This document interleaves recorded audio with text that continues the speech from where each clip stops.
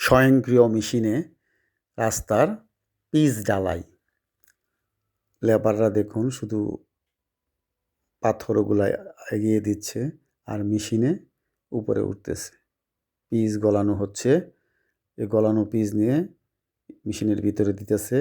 এমনিতে machine mixer করে দিচ্ছে। দেখুন ঢালতেছে। আবার এই যে ব্রিজটা দেখতেছেন, এই ব্রিজটার গুরুত্ব অনেক। এই ব্রিজটা হলো গাজীপুর এবং নরসিংদীর সংযোগস্থল।